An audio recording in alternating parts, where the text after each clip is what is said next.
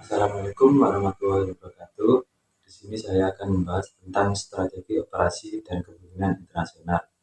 Anggota kelompok kami, yang pertama Muhammad Krisnaditya, yang kedua Hendra Windu Pamungkas. Materi yang pertama yaitu pengertian strategi operasi internasional. Yang kedua, ruang lingkup operasi internasional. Yang ketiga, bentuk-bentuk strategi operasi internasional. Yang keempat, sumber-sumber keunggulan strategi operasi internasional. Yang kelima, pengertian strategi kepemimpinan internasional. Yang keenam, pengembangan kepemimpinan internasional. Yang ketujuh, the big personality training dalam kepemimpinan internasional. Yang kedelapan, tipe kepemimpinan internasional. Yang pertama itu strategi operasi internasional. Strategi operasi internasional merupakan serangkaian rencana, keputusan, dan tindakan yang diambil oleh sebuah perusahaan secara efektif untuk memperluas operasi bisnisnya di luar batas negara, dengan tujuan utama memperoleh keunggulan kompetitif di pasar global. Yang kedua, ruang lingkup operasi internasional. Yang pertama, riset dan analisis pasar. Melakukan riset dan analisis mendalam terhadap pasar internasional, target untuk memahami perilaku konsumen dan pasar dan langkah persaingannya. Yang kedua, pemilihan mode masuk, yaitu mengidentifikasi dan memilih mode masuk yang paling sesuai ke pasar asing seperti ekspor, lisensi, kemitraan, atau anak perusahaan sebagainya, berdasarkan faktor-faktor seperti karakteristik pasar dan toleransi. Yang ketiga, manajemen logistik dan distribusi, yaitu mengelola logistik lintas batas, rute transportasi, pemasok internasional, dan kepatuhan terhadap peraturan bea cukai dan pedagangnya, untuk menyelenggarakan operasi dan mengurangi biaya. Yang keempat, penilaian dan mengurangi risiko, yaitu terus-menerus menilai dan mengurangi risiko yang terkait dengan fluktuasi mata uang, ketidakstabilan geopolitik, dan perubahan regulasi di pasar asing melalui strategi lindung nilai diverifikasi. Yang kelima, manajemen rantai pasokan, yaitu mendirikan dan mengelola rantai pasokan internasional untuk memastikan aliran produk dan material yang lancar dengan memperhitungkan faktor-faktor seperti landing, biaya transportasi, dan hubungan dengan pemasok. Yang keenam, adaptasi operasional, yaitu mengadaptasi proses operasional, penawaran produk, dan strategi pemasaran untuk selaras dengan budaya lokal, regulasi, dan preferensi di pasar asing. Yang ketujuh, sikabilitas dan keberlanjutan, yaitu memastikan bahwa operasi internasional dapat dilakukan dan berkelanjutan dengan mempertimbangkan faktor-faktor seperti sikabilitas, rantai pasokan, kemitraan lokal, dan kemampuan mengatasi tantangan khusus pasar. Yang ketiga, bentuk-bentuk strategi operasi internasional. Yang pertama, standardization strategi. Strategi ini melibatkan menjaga produk, layanan, dan proses operasional yang seragam di berbagai pasar internasional. Yang kedua, localization strategi, yaitu berbeda dengan standarisasi strategi. Lokalitas melibatkan penyesuaian produk, layanan, dan pendekatan pemasaran untuk sesuai dengan karakteristik untuk setiap pasar asing. Yang ketiga, transnational strategi, yaitu strategi transisional bertujuan untuk mencampur elemen-elemen akulturasi dan lokalitas, kemungkinan interaksi global dan respon lokal. Yang keempat, global strategi. Strategi global melibatkan perlakuan terhadap dunia sebagai pasar tunggal dan mengejar standarisasi produk serta strategi pemasaran di seluruh lokasi internasional. Yang kelima, multi-domestic strategi, yaitu strategi multi-domestik menekankan respon lokal yang tinggi, kemungkinan anak perusahaan di setiap negara beroperasi secara independen dengan produk dan strategi yang disesuaikan. Yang keenam, international coordination strategi. Dalam strategi koordinasi internasional, perusahaan mengintegrasi beberapa fungsi inti atau proses pengambilan keputusan pada tingkat global, sementara kemungkinan unit anak perusahaan di setiap pasar beroperasi dengan tingkat otonomi. Sumber-sumber keunggulan strategi operasi internasional. Pertama, mode masuk pasar asing, yaitu memilih mode masuk yang paling sesuai ke pasar asing adalah keputusan penting. Yang kedua, manajemen logistik dan distribusi yang efisien, yaitu manajemen logistik dan distribusi yang efisien melibatkan koordinasi rute transportasi, pemasok internasional, dan pemenuhan aturan bea cukai dan perdagangan yang menyederhanakan operasi dan membantu mengurangi biaya yang terkait dengan kegiatan internasional. Ketiga, strategi mitigasi risiko, yaitu terus-menerus menilai dan mengatasi risiko yang terkait dengan fluktuasi mata uang, ketidakstabilan geopolitik, dan perubahan regulasi sangat penting. Yang keempat, manajemen rantai pasokan, yaitu manajemen rantai pasokan memainkan peran penting dalam menetapkan dan mengelola rantai pasokan internasional untuk memastikan aliran produk dan bahan melintas batas-batas. 5. Adaptasi budaya dan strategi terlokalisasi, yaitu menyesuaikan proses operasional, penawaran produk, dan strategi pemasaran untuk selaras dengan budaya lokal, regulasi, dan strategi kepemimpinan internasional. Kepemimpinan internasional merupakan kemampuan dan kapasitas individu atau organisasi untuk efektif menjelajah dan memimpin dalam konteks global. Pengembangan kepemimpinan internasional terdapat 4 komponen, yaitu yang pertama ada embracing cross-cultural communication. Hal tersebut adalah komponen mendasar dari kepemimpinan internasional. Yang sukses adalah kemampuan untuk berkomunikasi secara efektif lintas budaya yang melibatkan tidak hanya keahlian dan beberapa bahasa, tetapi juga pemahaman nuansa komunikasi nonverbal dan pola perilaku yang bervariasi di berbagai wilayah. Yang kedua ada cultivating strategic decision making. Dalam lanskap hubungan internasional yang dinamis dan kompleks, para pemimpin harus memiliki kecerdasan untuk membuat keputusan yang bijak dan strategis yang mempertimbangkan implikasi global yang melibatkan analisis mendalam terhadap faktor-faktor geopolitik, ekonomi, dan sosial, serta kemampuan untuk mengantisipasi potensi hasil dalam konteks global.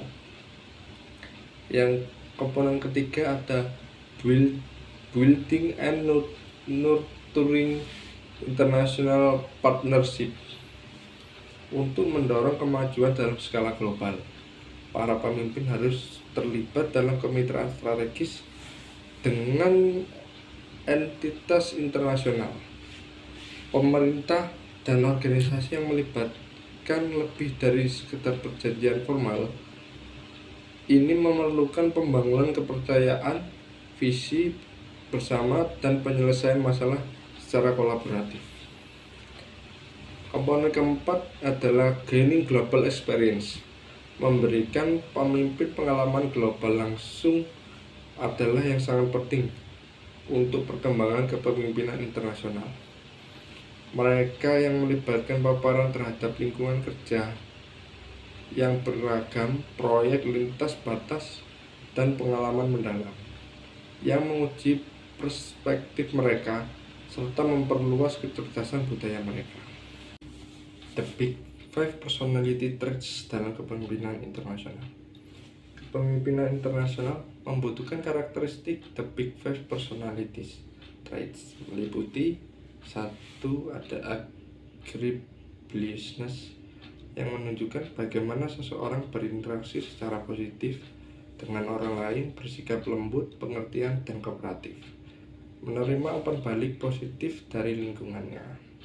Yang kedua ada conscientiousness, mendeskripsikan sejauh mana seseorang terorganisir, sistematis, disiplin, teliti, dan bertanggung jawab dalam aktivitasnya.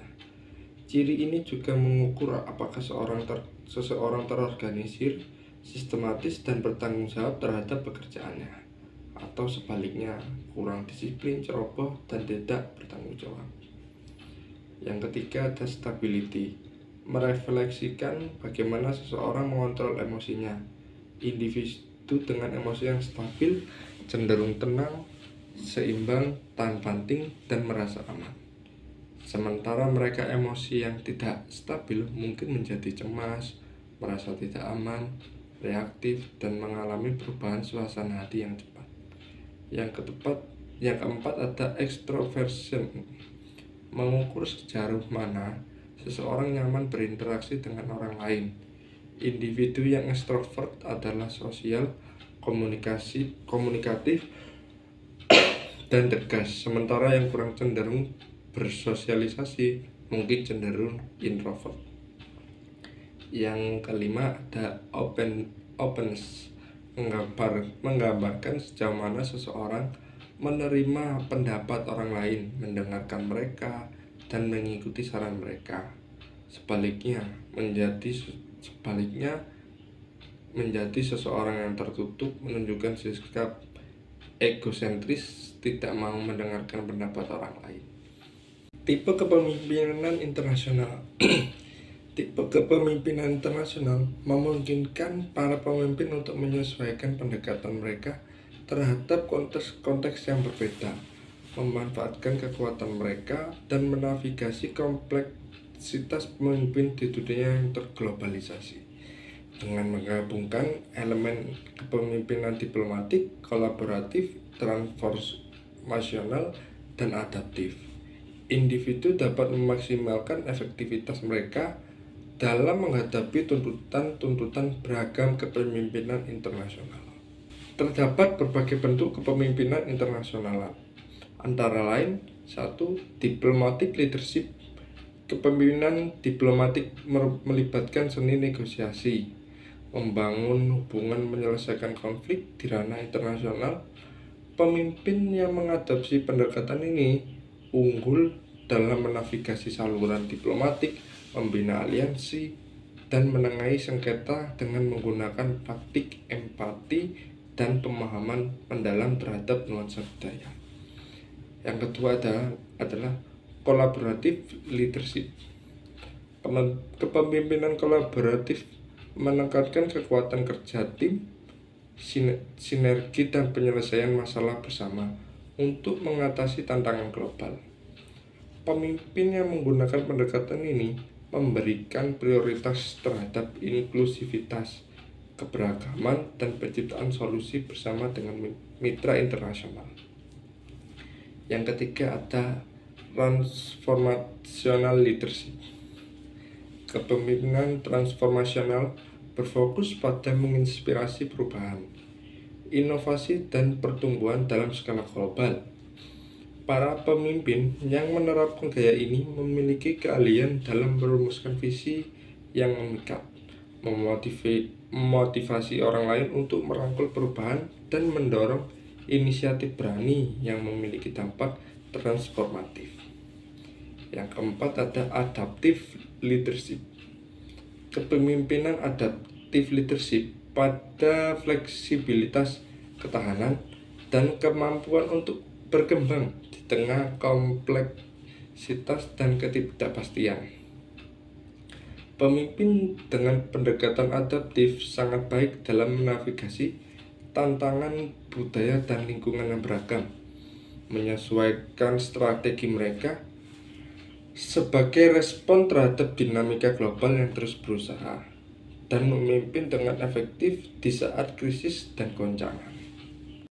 Jadi kesimpulannya adalah strategis operasi internasional adalah serangkaian rencana dan tindakan yang diambil perusahaan untuk memperluas bisnis melampaui batas negara dengan tujuan utama untuk mencapai keunggulan yang kompetitif global. Ruang lingkupnya mencakup riset pasar, pemilihan mode, masuk manajemen rantai pasokan dan logistik, hingga adaptasi operasional dan mitigasi risiko. Bentuk-bentuk strateginya beragam, meliputi standardization, localization, transnasional, global, multi-domestic, dan international coordination strategi. Keunggulan strategis dapat bersumber dari mode masuk yang tepat, manajemen logistik yang efisien, mitigasi risiko, manajemen rantai pasokan, serta adaptasi budaya. Yang kedua, kepemimpinan internasional adalah kemampuan individu atau organisasi yang memimpin secara efektif dalam konteks global. Pengembangan kepemimpinan ini sangat penting yang meliputi penguasaan komunikasi bisnis, budaya, atau embracing cross-cultural communication. Pengembangan pengambilan keputusan strategis atau bisa disebut cultivating strategic decision making. Pembangunan kemitraan internasional, building and nurturing international partnership, dan perolehan pengalaman global atau gaining global experience. Kepemimpinan ini membutuhkan ciri kepribadian The Big Five: agreeableness, conscientiousness, stability, extroversion, dan openness, serta berbagai tipe kepemimpinan seperti diplomatik, kolaboratif, transformasional, dan adaptif untuk memaksimalkan efektivitas di dunia yang terglobalisasi.